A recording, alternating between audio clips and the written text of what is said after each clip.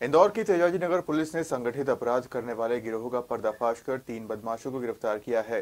Police उपायुक्त विनोद कुमार मीणा ने बताया कि संगठित गिरोह द्वारा इंदौर, हरदा, देवास, खंडवा, खरगोन, धार में सीरियल नकबजनी की कई घटनाओं को अंजाम दिया है। संगठित गिरोह के 3 शातिर बदमाशों के विरुद्ध विभिन्न जिलों में करीब 28 प्रकरण पंजीबद्ध है।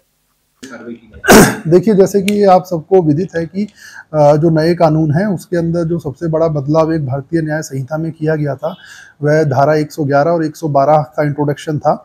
111 और 112 ऑर्गेनाइज्ड क्राइम जो संगठित अपराध होता है उसके विषय में डील करती है। इससे पहले जो पुराना आईपीसी था उसमें ऑर्गेनाइज्ड क्राइम के लिए कोई भी प्रावधान नहीं था। 111 डिफाइन करता है ऑर्गेनाइज्ड क्राइम को, एक संगठित गिरोह को, कि भाई उसके जो सदस्य हैं वह उनके खिलाफ पिछले 10 वर्षों में एक चालान की कॉपी जरूर होनी चाहिए जिसपे माननीय न्यायालय द्वारा संज्ञान लिया गया हो और ऐसे अपराध हों जिसमें 3 वर्ष से ज़्यादा की सज़ा हो। ऐसा व्यक्ति अगर अकेले या अपनी गैंग के साथ ऐसा करता है तो उसको संगठित अपराध माना जाता है। तत्पश्चात बागटांडा में पिछले कई सालों से बागटांडा से जो लोग आते थे वे उज्जैन, इंदौर के अंदर आके नकबजनी की घटनाओं को अंजाम दिया करते थे। पूर्व में भी हमारे द्वारा बागटांडा से आने वाले चोरों के विरुद्ध प्रभावी कार्रवाई की गई है, जिसमें 1.5 करोड़ की जब्ती और 30 लाख की जब्ती भी शामिल है। तत्पश्चात नए कानून आने के पश्चात, जैसा कि मैंने आपको बताया, तो हमने इनके ऊपर और भी प्रभावी कार्रवाई करने के लिए संगठित अपराध के सेक्शंस का उपयोग किया है। इस पूरे उसके अंदर हमने जो 3 लोग हैं जिनके विषय में हमें हरदा से, धार से और हमारे खुद के इंदौर में उनके विरुद्ध चालान प्रस्तुत किया जा चुका है, जिस पे माननीय न्यायालय द्वारा भी संज्ञान लिया गया है और सभी 3 वर्ष से ऊपर की सजा के हैं। तो हमारे द्वारा पहली बार इंदौर में इनको संगठित गिरोह माना गया है और उसके तहत इसमें कायमी की गई है थाना तेजाजी नगर के अंदर।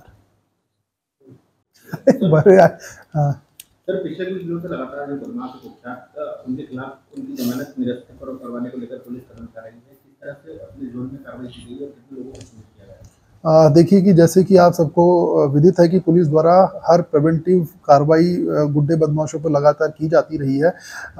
इसी के अंदर जैसे कि 107-16 की कार्रवाई हो गई, 110 की कार्रवाई हो गई, जिला बदर हो गए, पिट्स एनडीपीएस की कार्रवाई हो गई। तो इस प्रकार हम हर संभव प्रिवेंटिव कार्रवाई गुंडे बदमाशों पे करते हैं ताकि वे किसी प्रकार की अप्रिय घटना को अंजाम ना दे पाएं।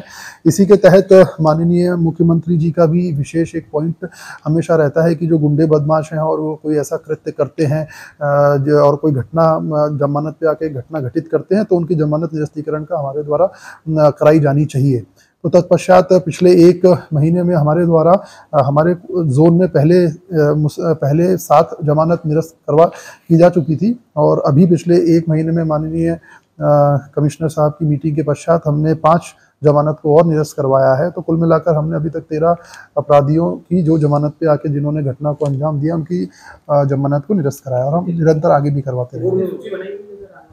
देखिए, हमारे द्वारा माननीय न्यायालय के अंदर कुल 65 प्रकरण इस प्रकार के अभी तक चिन्हित करके भेजे जा चुके हैं। अभी हम और भी प्रकरण भेज रहे हैं, तो इन सभी प्रकरणों में हम प्रयास करेंगे कि सभी की जमानत निरस्त हो। देखिए, जो व्यक्ति इसमें ऐसा रहता है कि जो व्यक्ति जमानत पर है और जिस मामले में वह जमानत पे है वही अपराध अगर वह आके घटित करता है, फॉर एग्जांपल अगर 307 के मामले में उसे जमानत मिली है और वो वापस आके अगर 307 घटित करता है तो ऐसे मामलों को हम चिन्हित करके माननीय न्यायालय के समक्ष जमानत निरस्तीकरण कराने का प्रयास करते हैं।